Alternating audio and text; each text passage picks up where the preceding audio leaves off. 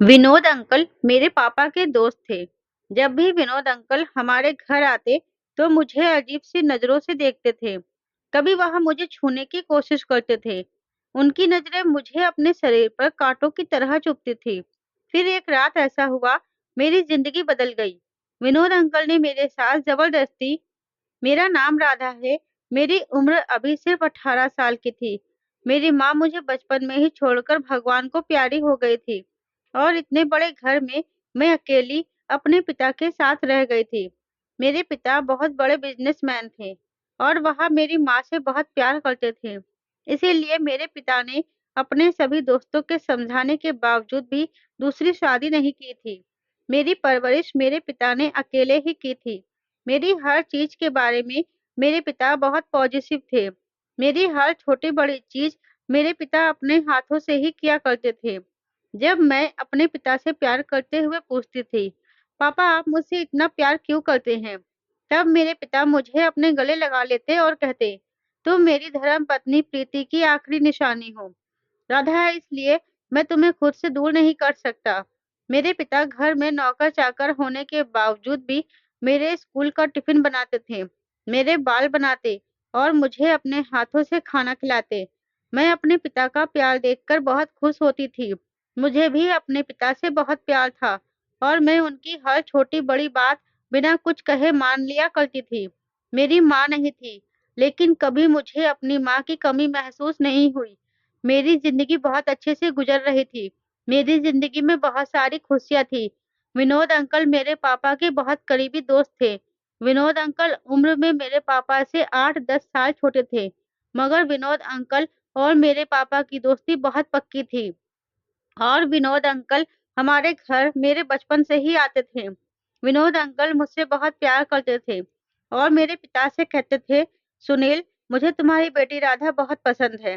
Vinod uncle की बात सुनकर मेरे पिता हंसकर कहते, हाँ मेरी बेटी है ही बहुत खूबसूरत। और मैं अपने पापा और विनोद अंकल की बात सुनकर शर्मा जाती थी। जब मैं 10 साल की थी, तब विनोद अंकल मेरे घर आए।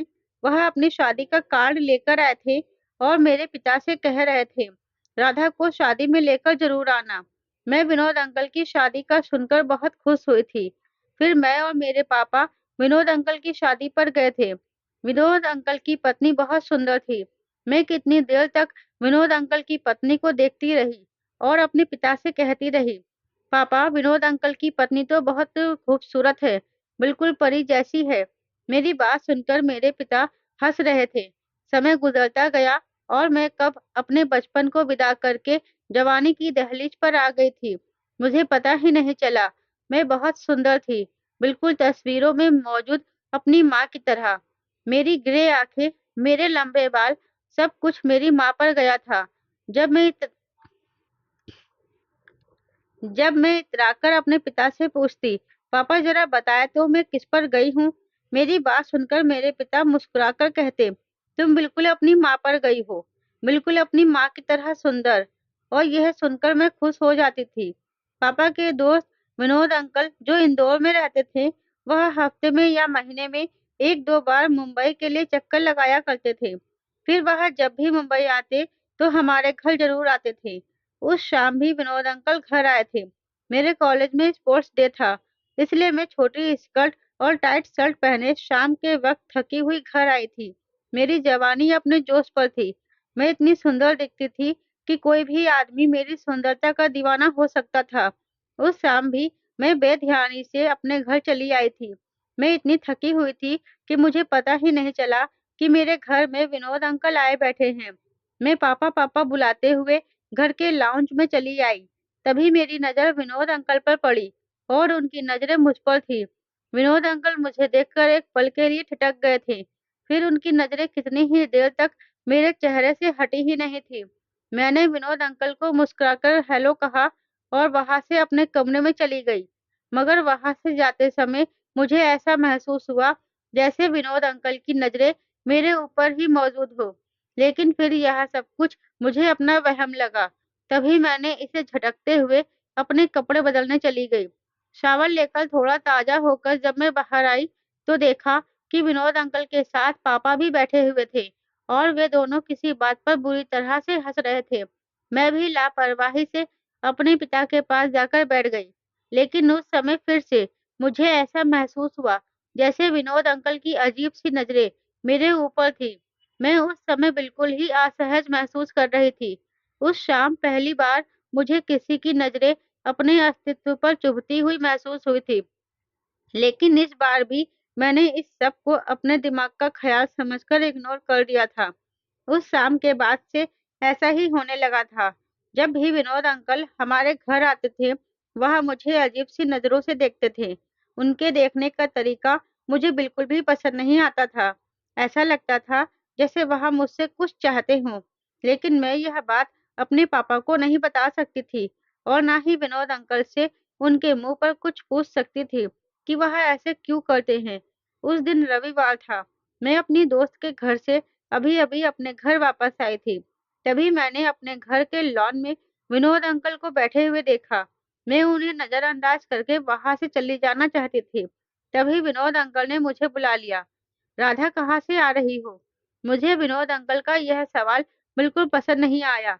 तब मैंने भी मजबूरी में मुस्कुराते हुए उनके सवाल का जवाब दिया। अंकल मैं अपनी फ्रेंड के घर आ गई थी। बस वहीं से आ रही हूँ। मेरा यह कहना शायद विनोद अंकल को ज़्यादा पसंद नहीं आया। तभी वह मुझे देखते हुए कहने लगे, मैं ज़रूर तुम्हारे पिता का दोस्त हूँ, लेकिन इतना भी भोला नहीं हूँ कि तुम मुझे अंकल बुलाती रहो। मैं उस समय विनोद अंकल की बात सुनकर हैरान हुई और उनके कहने का मतलब समझकर परेशान भी हो गई थी। मुझे अजीब-सी घबराहट हो रही थी। मैं जो हर बार उनकी बात को अपना वहम समझकर नज़रअंदाज कर दिया करती थी, अब मुझे विनोद अंकल के आने से ही डर महसूस हो रहा था।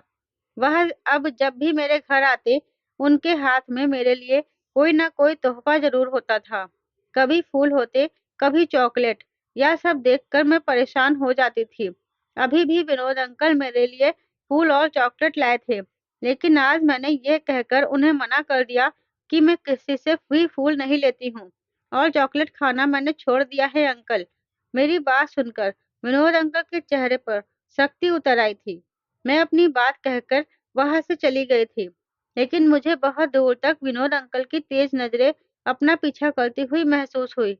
मुझे समझ नहीं आ रहा था कि विनोद अंकल मेरे बारे में ऐसा कब से महसूस करने लगे हैं। अब मैं उनके आते ही कहीं बाहर चली जाती थी या फिर छिप जाती थी।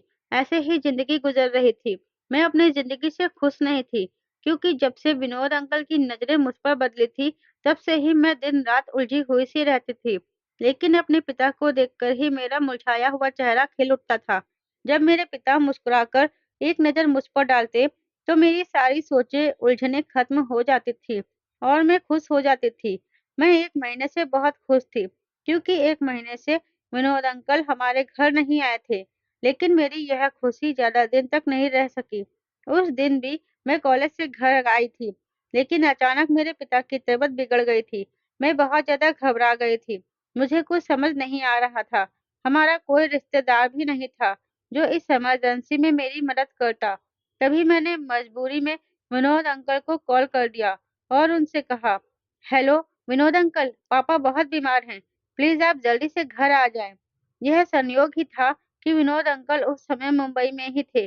वह जल्दी से घर आए और उन्होंने मेरे पिता को हॉस्पिटल एडमिट करवाया। मैं अपने पिता की ऐसी हालत देखकर बुरी तरह से रो रही थी। तभी विनोद अंकल मेरे पास आए और मेरे कंधों पर हाथ रखते हुए मुझे तसल्ली देते हुए कहने लगे, "रो मत, भगवान सब कुछ ठीक कर देगा।" मैं उस समय इतनी टूट चुकी थी कि मुझे होश ही नहीं रहा था कि विनोद अंकल मेरे इतने पास आ गए हैं और उनका हाथ सरसराता हुआ मेरे चारों ओर घूम रहा था। समय थोड़ा और आगे बढ़ा। मेरे पिता कई दिन तक अस्पताल में एडमिट रहे। डॉक्टर ने बताया कि मेरे पिता को कैंसर हुआ है और यह इसकी लास्ट स्टेज है। यह सुनकर तो जैसे मैं टूट ही गई थी और मेरे पिता को भी शायद अपना जीवन पानी में नजर आ रहा था।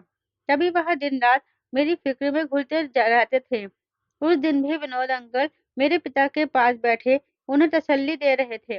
तभी मेरे पिता ने विनोद अंकल से कहा, "विनोद, मेरी बेटी का ख़्याल रखना। वह बहुत छोटी है और इस दुनिया से वाक़िफ़ नहीं है। अगर मुझे कुछ हो भी जाए, तो तुम मेरी बेटी का ख़्याल रखना।" मैं अपने पिता की यह बात सुनकर बुरी तरह तड़प उठी थी। तभी विनोद अंकल मेरे चेहरे पर अपनी नजरें गड़ाते हुए मेरे पिता से कह रहे थे, अरे तुम कैसी बातें कर रहे हो? मैं तुम्हारी बेटी का अपनी जान से ज्यादा ख्याल रखूंगा। मुझे विनोद अंकल का लहजा और उनकी बात का मतलब अच्छी तरह से समझ में आ रहा था। तभी मैंने नफरत से उन्हें देखा और अपना रुख मोड़ लिया। अब मैं अपने मरते हुए पिता को क्या बताती कि विनोद अंकल अब वहां नहीं रहे हैं, जो पहले थे। उनकी नजरें तो मुझ पर बदल गई हैं। मेरे पिता विनोद अंकल से कुछ कह रहे थे। विनोद, मुझे पता है तुम मुझसे किया हुआ वादा नहीं तोड़ोगे। मुझे अपने बाद सिर्फ तुम पर भरोसा है। तुम जो भी मेरी बेटी के लिए फैसला करोगे, मेरी बेटी अपने पिता की मान रखने के लिए उसे जरूर पूरा करेगी। मैं अपने पिता के मान पर रो रही थी, जो उन्हें अपने दोस्त पर था। मैं अपने पिता से सब कुछ कह देना चाहती थी, लेकिन उस समय उनकी हालत ऐसी नहीं थी कि मैं उनसे कुछ भी शेयर कर सकूं। उस रात मैंने बहुत रोया था और रोते हुए ही सारी रात गुजार दी थी।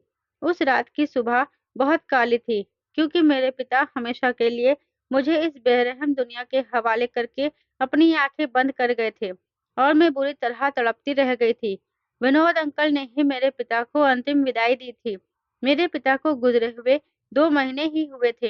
तब अचानक विनोद अंकल मेरे कमरे में चले आए।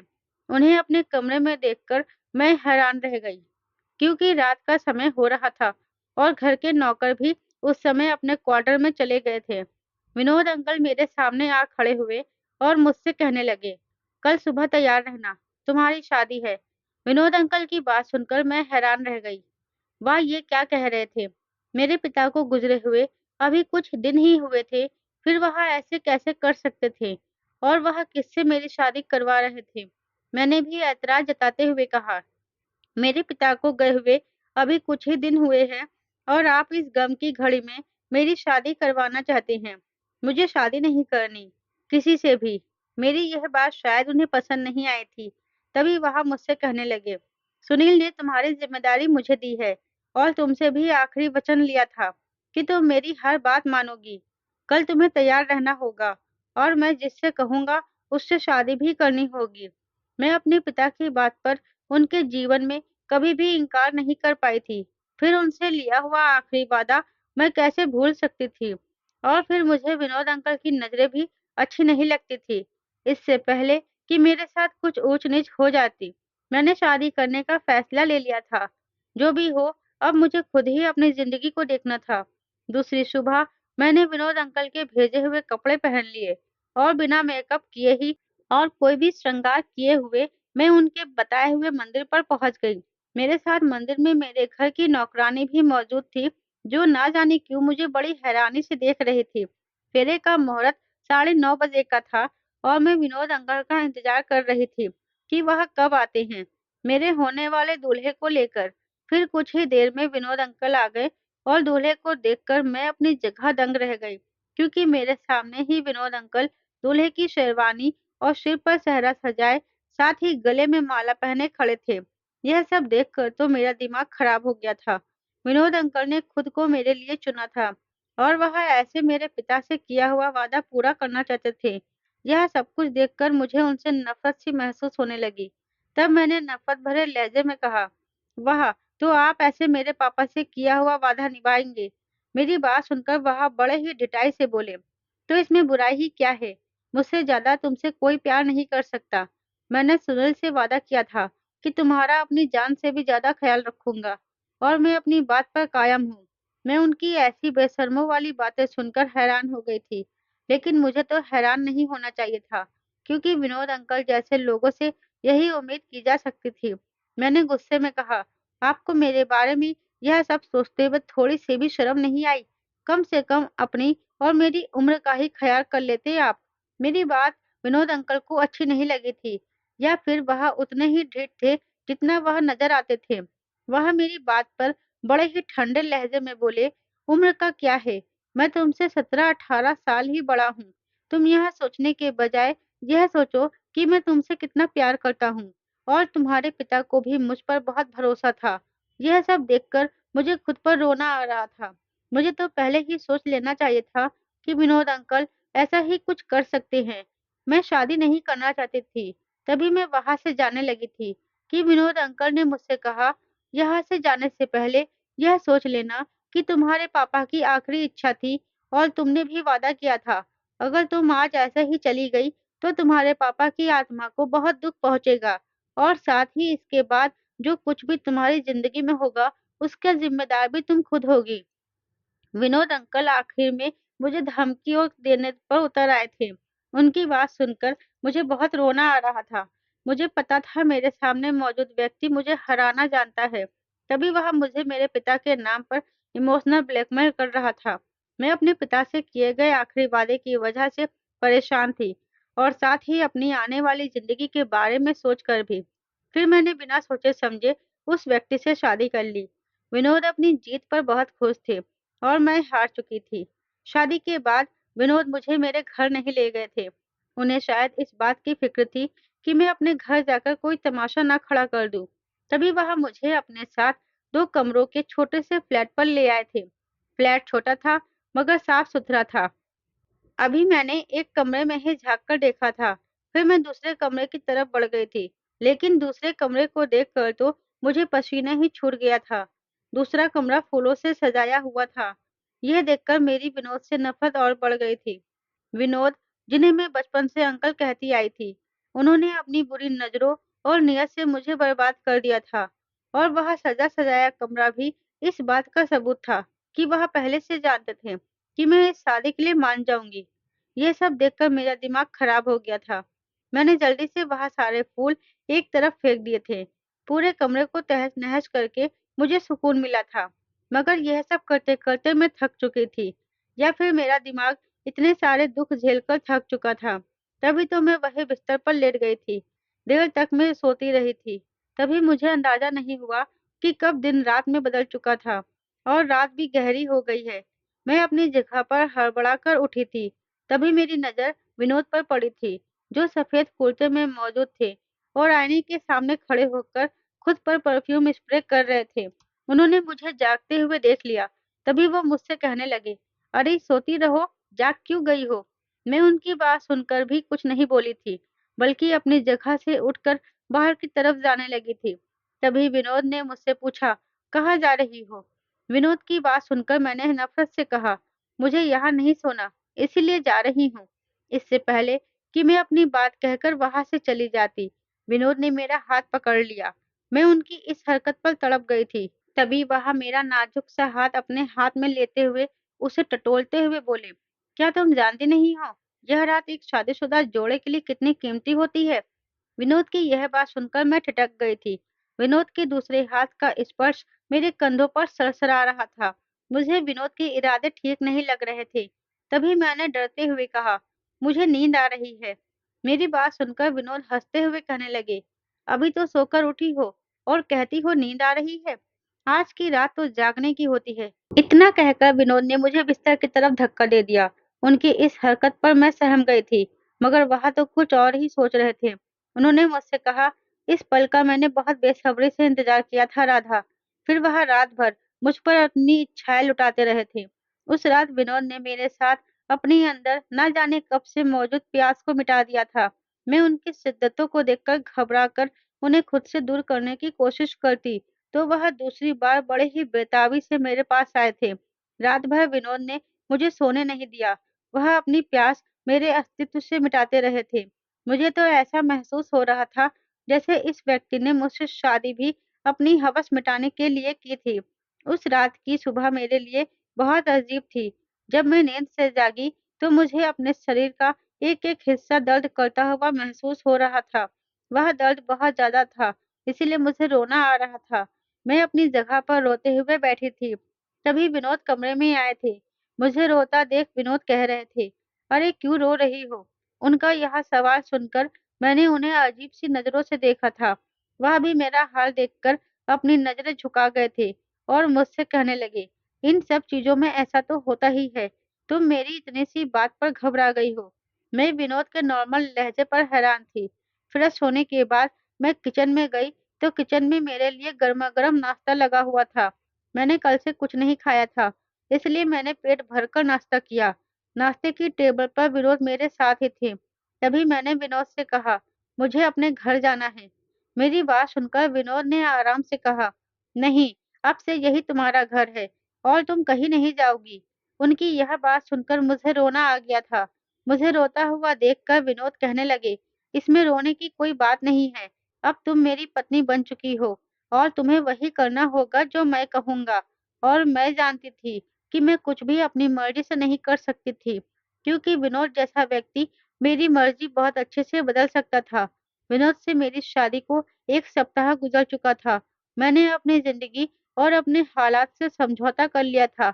मैं बिल्कुल ही चुप हो गई थी, क्योंकि मैं जानती थी कि मेरे पास मेरा कोई अपना नहीं बचा है और मैं विनोद जैसे व्यक्ति का कुछ बिगाड़ भी नहीं सकती थी। इसलिए मैंने चुप रहकर हालात से समझौता करना ही ठीक समझा। उस दिन भी विनोद तैयार हो रहे थे। उनकी तैयारी देखकर ऐसा लग रहा था जैसे वह कहीं जा रहे हैं। तब मैंने पूछ लिया, आप कहीं जा रहे हैं? मेरा ऐसा पूछने पर विनोद हैरान हुए। फिर उन्होंने मुझे कमर से थामकर खुद के करीब किया और कहा, पत्नी इतनी जवान और खूबसूरत हो तो कौन से मर्द का उसे छोड़कर जाने को मन करेगा? लेकिन जाना जरूरी है। प्रीति की कॉल्स पर कॉल्स आ रही हैं। यह सब सुनकर मैं हैरान हो गई। मुझे तो याद ही नहीं रहा कि वह व्यक्ति पहले से ही शादीशुदा और 2 बच्चों का पिता था और वह अपनी पत्नी और बच्चों से बहुत प्यार करता था। यह सब सोचकर मैं परेशान हो गई। मेरी उदासी को देखते हुए विनोद ने कहा, मैं जल्दी वापस आऊंगा, मेरा इंतजार करना। और हाँ, मैं जब वापस आऊं तो बाल खुले रखना और साड़ी भी बांधना। मुझे तुम्हें अपने लिए सजा सवरा देखकर अच्छा लगेगा। इतना कहकर विनोद वहां से चले गए थे। विनोद के जाते ही मुझे ऐसा लग रहा था जैसे मैं आजाद हो गई हूँ। तभी मैंने सबसे पहले अपना मोबाइल ढूंढना शुरू किया, लेकिन विनोद ने ना जाने मेरा मोबाइल कहाँ रख दिया था। फिर कुछ देर के बाद मुझे अलमारी में अपना मोबाइल मिल गया। तब मैंने अपने घर की नौकरानी को कॉल की, लेकिन जो कुछ भी उसने मुझसे कहा, उसे सुनकर तो मुझे रोना आ गया। मेरे घर की नौकरानी ने कहा कि विनोद सर ने आपसे शादी के बाद ही आपके घर के सारे नौकरों की छुट्टी करवा दी थी और घर को लॉक भी कर दिया है। अपनी नौकरानी की बात सुनकर मैं कितनी देर तक चुप खड़ी रही थी। मुझे अपने नसीब पर रोना आ रहा था। मैं अपने पिता को याद कर रही थी और भगवान से शिकायत कर रही थी कि उसने क्यों मेरे पिता को मुझसे छीन लिया था। विनोद को गए हुए 2 महीने हो चुके थे, मगर वह वापस नहीं आए थे। वह मुझसे शादी करके ऐसे भूल गए थे जैसे मैं उनकी जिंदगी में हूं ही नहीं। विनोद के इस फ्लैट में खाने-पीने और मेरी ज़रूरत की सारी चीज़ें थीं, इसलिए मुझे खाने-पीने के मामले में ज़्यादा परेशानी नहीं उठानी पड़ी थी। मगर उन दिनों मेरी तबीयत भी ठीक नहीं लग रही थी। उल्टियाँ और चक्कर आ रहे थे। कुछ भी खाया नहीं जा रहा था।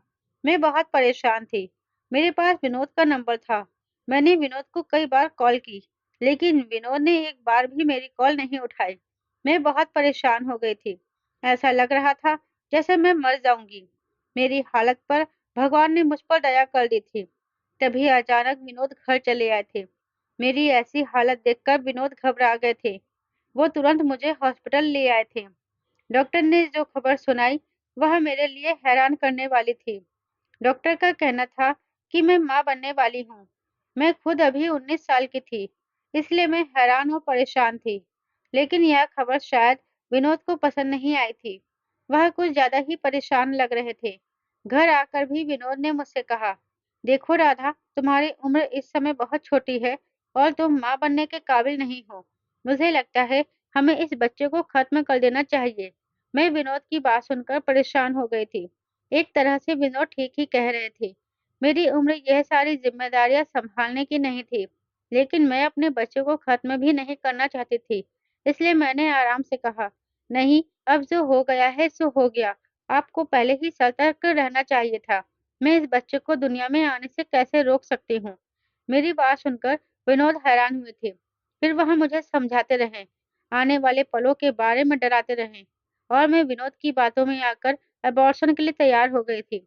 डॉक्टर मुझे और विनोद दोनों को ही कितनी देर तक हैरानी से देखती रही। उस लेडी डॉक्टर को तो पहले कितनी देर तक यकीन नहीं आया था कि मैं विनोद की पत्नी हूँ, लेकिन फिर विनोद के यकीन दिलाने पर वह मान गई और फिर उसने अपना काम कर दिया। उस रात मैं बहुत तकलीफ में थी। ऐसा लग रहा था जैसे मेरी सांसें थम जाएंगी, लेकिन फिर भी मैं वह तकलीफ सहन कर गई थी। इस दौरान विनोद ने मेरा बहुत ख्याल रखा था। मुझे ठीक होने में 20 दिन लगे। क्योंकि अब हर वक़्त मेरे शरीर में कमज़ोरी सी छाई रहती थी। लेकिन इतना सब कुछ हो जाने के बाद भी विनोद को चैन नहीं पड़ रहा था। वह मेरी हालत की परवाह किए बिना अपना काम करते गए थे। विनोद की तीव्रता देखकर कभी-कभी मैं डर जाती थी, उन्हें रोकने की कोशिश करती, लेकिन विनोद ने तो जैसे हार मानना सीखा ही नहीं था। ऐसे ही हमारी शादी को 1 साल हो चुका था। विनोद कभी मुंबई तो कभी इंदौर रहते थे, लेकिन जब भी मुंबई आते मेरा साँस लेना जैसे मुश्किल हो जाता था। कभी-कभी तो मुझे ऐसा लगता था कि विनोद मुंबई भी अपनी हवस पूरी करने के लिए ही आते थे। जब उनका मुझसे मन भर जाता, तो वह वापस चले जाते थे। इस 1 साल में मेरे 2 अबॉर्शन हुए थे। विनोद हर बार एक ही बहाना बना देते कि तुम अभी कमज़ोर हो। मैं इनकार भी कर देती, लेकिन वह मुझे किसी भी तरह बहला-फुसलाकर मना लेते थे। इस घर में अकेले रहते हुए मैं थक चुकी थी। मैंने विनोद से अपने घर जाने की बात की, तो वह उल्टा मुझ पर चिल्लाने लगते और कहते कि वहाँ जाकर तुम क्या करोगी? तुम्हारा घर यह है, वो नहीं। जो भी था, मैं विनोद से बहुत डरती थी और कोई ऐसा काम नहीं करना चाहती थी, जिससे मेरी ज़िंदगी खराब हो। लेकिन मैं भूल चुकी थी कि ज़िंदगी का गुज़रता हुआ हर पल मुझे बर्बाद कर रहा है। विनोद पर भरोसा करना और उस पर निर्भर रहना मेरी ज़िंदगी की सबसे बड़ी भूल थी। मैं कैसे उस व्यक्ति की बातों में आ जाती थी, जिसने मेरी ज़िंदगी बर्बाद कर दी थी। उस शाम विनोद पूरे 2 महीने बाद अपनी पहली पत्नी के पास रहकर वापस आए थे।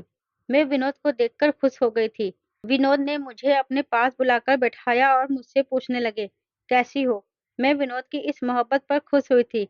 शायद मैं इस घर में अकेले रहकर उकता गई थी। तभी मैंने उदास होते हुए कहा, मैं कैसी हो सकती हूँ अकेली इस घर में? मेरी बात सुनकर विनोद ने मुझे अपने सीने से लगा लिया और मुझे दिलासा देने लगे। फिर मैंने विनोद के लिए खाना बनाया था। मुझे खाना बनाना पहले से आता था, क्योंकि मैंने अपने पिता की वजह से खाना बनाना सीखा था। मेरे पिता को मेरा बनाया हुआ खाना बहुत पसंद था। खाने के बाद मैं विनोद के पास कितनी ही देर तक बैठी रही थी। विनोद मुझसे अपने बच्चों की बातें कर रहे थे। अपनी दोनों बेटियों का नाम लेते हुए उनके लहजे में एक अलग तरह की मोहब्बत थी।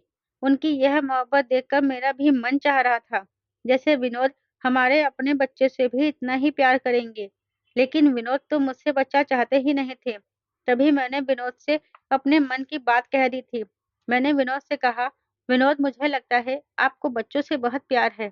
मेरी बात सुनकर विनोद मुस्कुरा रहे थे और कह रहे थे, हाँ, मुझे अपनी दोनों बेटियों से बहुत प्यार है। उनकी इस बात पर मैंने कहा, तो फिर आपने हमारे बच्चों को क्यों इस दुनिया में नहीं आने दिया? मेरी बात सुनकर विनोद एक पल के लिए हैरान हुए थे और मुझसे हमेशा की तरह कहने लगे, नहीं अभी नहीं, तुम अभी बहुत कमज़ोर हो। मैं विनोद का पुराना बहाना सुनकर गुस्से से बोली, मुझे बच्चा चाहिए। अब मैं इस बहाने को और नहीं सुनूँगी। शादी के 1 साल में ऐसा पहली बार हुआ था, जब मैंने विनोद की किसी बात का ऐसे खुलकर विरोध किया था। मेरी बात सुनकर विनोद फिर मुझे समझाने लगे, लेकिन मैं इस बार उनकी कोई भी बात मानने के लिए तैयार नहीं थी। मैंने कह दिया था, मुझे चाहिए कुछ भी हो जाए, मैं अब आपकी बात नहीं मानूँगी। मेरी बात सुनकर विनोद ने गुस्से से मुझसे कहा, लेकिन मैं बच्चे नहीं चाहता। मैं विनोद की इस बात पर हैरान रह गई थी। तभी मैंने पूछ लिया, क्यों? आप ऐसा कुछ नहीं चाहते? तब विनोद ने कहा, मुझे बच्चों की क्या ज़रूरत है? भगवान ने मुझे 2-2 बेटियाँ दी हैं। मैं तुमसे बच्चे पैदा करके अपनी दोनों बेटियों का प्यार नहीं बाँटना चाहता।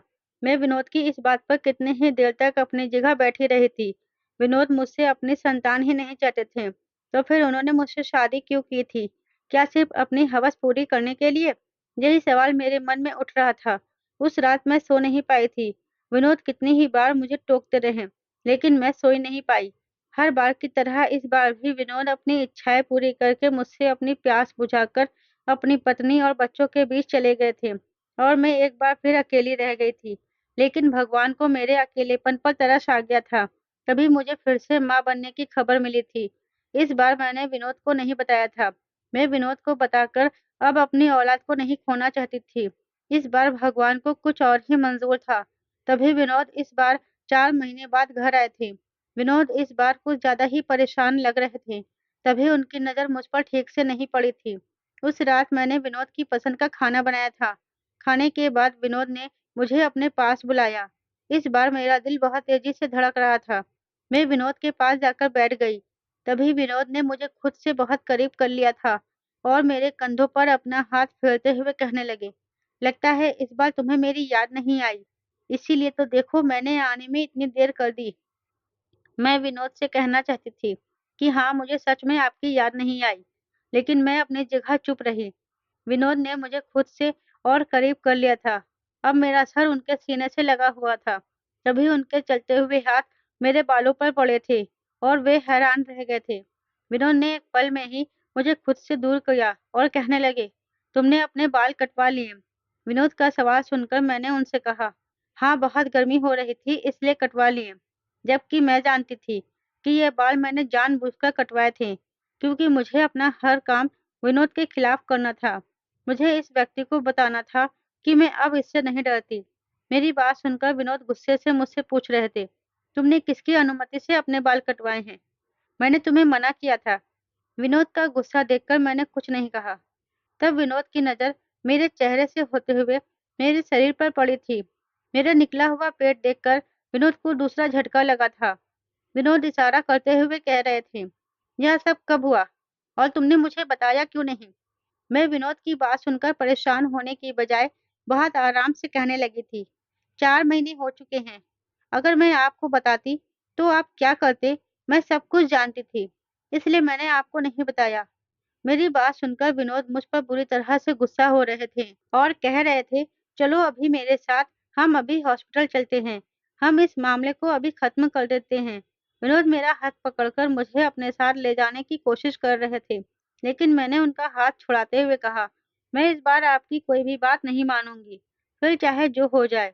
विनोद उस रात मुझसे लड़ते रहे, चीखते रहे, लेकिन मुझे फर्क नहीं पड़ा। फिर आखिरकार गुस्से में विनोद घर से ही निकल गए थे। मैं विनोद के इस रवैये पर बहुत परेशान हुई थी, लेकिन फिर मैंने खुद को अपने बच्चे की खातिर संभाल लिया था। वक्त तेजी से गुजरता गया। विनोद को गए हुए 5 महीने हो चुके थे, लेकिन विनोद इस बार वापस नहीं आए थे। मैं बुरी तरह परेशान हो चुकी थी। मेरी डिलीवरी का समय भी करीब आ रहा था। मुझे समझ नहीं आ रहा था कि मैं कैसे अकेली सब कुछ करूंगी।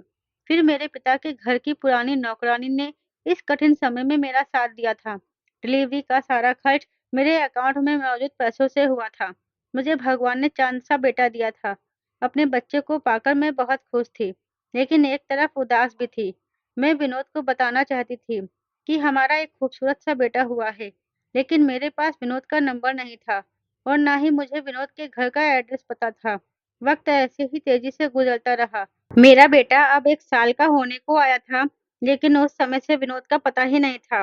मुझे अपनी किस्मत पर रोना आता था। मुझे लगता था अपने से दोगुनी उम्र के पुरुष के प्यार के जाल में फंसकर मैंने बहुत बड़ी गलती की थी। उस शाम मैं अपने बेटे को पार्क से लेकर घर वापस आई तो मैं बुरी तरह ठिठक गई थी। मेरे फ्लैट में मेरे सामने विनोद बैठे हुए थे। पूरे 1.5 साल के बाद मैं विनोद को देखकर एक पल के लिए हैरान हो गई थी। हैरान तो विनोद भी हुए थे अपने बेटे को देखकर। वे अपने बेटे को लेने के लिए उसकी तरफ बढ़े थे, लेकिन उससे पहले मैंने अपने बेटे को उनसे दूर कर दिया था और अपने बेटे को अपनी नौकरानी के पास देते हुए विनोद पर एक नज़र डाली थी और सख्त लहजे में कहा, आप यहाँ क्या कर रहे हैं? आपको तो अपने परिवार के साथ होना चाहिए। अपनी पत्नी और अपनी बेटियों के साथ। मेरी बात सुनकर विनोद बिना गुस्सा हुए मुझसे कहने लगे, मैं अपने परिवार के साथ ही हूँ। विनोद की इस डिटाई पर मैं हैरान हो गई थी और नफरत से कह रही थी, मुझे आपसे कोई रिश्ता नहीं रखना। मैं एक कायर व्यक्ति के साथ कोई रिश्ता नहीं रखना चाहती, जो मतलबी है, जिसने सिर्फ अपनी हवस पूरी करने के लिए एक लड़की को बर्बाद कर दिया है। मेरी बात सुनकर कितनी ही देर तक विनोद से कुछ बोला ही नहीं गया। फिर जब विनोद ने कुछ बोला, तो उनका लहजा बहुत टूटा हुआ था। वे मुझसे कह रहे थे, राधा, मुझे माफ कर दो। मैंने तुम्हारी ज़िंदगी बर्बाद कर दी, लेकिन भगवान ने मुझे भी शांति से रहने नहीं दिया। मेरी पत्नी प्रीति मुझे डाइवोर्स देकर और मेरी दोनों बेटियों को लेकर हमेशा के लिए मेरी ज़िंदगी से चली गई है। मुझे भगवान ने तुम्हारे साथ गलत करने की बहुत बड़ी सज़ा दी है। हाँ, मैं जानता हूँ, मैंने तुमसे शादी सिर्फ अपना मतलब पूरा करने के लिए और तुम्हारे पिता की छोड़ी हुई जायदाद पाने के लिए की थी, लेकिन मेरी खराब नीयत ही मुझे बर्बाद कर गई। मैं अब कहीं का नहीं रहा। विनोद जैसा व्यक्ति मेरे पैरों में बैठा मुझसे माफ़ी माँग रहा था और मैं विनोद की बातें सुनकर कितनी ही देर तक उसे देखती रही थी। विनोद मुझसे माफी मांग रहे थे, लेकिन मुझे तो ऐसा लग रहा था जैसे किसी ने मुझे पत्थर का कर दिया हो। मैं चुपचाप अपने सामने रोते हुए व्यक्ति को देख रही थी, जो अपनी हर गलती को मानकर मुझसे माफी मांग रहा था, मेरे सामने गिड़गिड़ा रहा था। लेकिन क्या मुझे इस व्यक्ति को माफ करना चाहिए, जिसने अपने मतलब के लिए, अपनी हवस को पूरा करने के लिए कितनी सारी जिंदगियों को बर्बाद किया था। तो दोस्तों, उम्मीद है आपको हमारी कहानी पसंद आई होगी। कहानी पसंद आई है तो वीडियो को लाइक और शेयर करें। चैनल पर नए हैं तो चैनल को सब्सक्राइब जरूर करें। साथ ही बेल आइकन को प्रेस करें, जिससे वीडियो की अगली अपडेट सबसे पहले आपको मिले।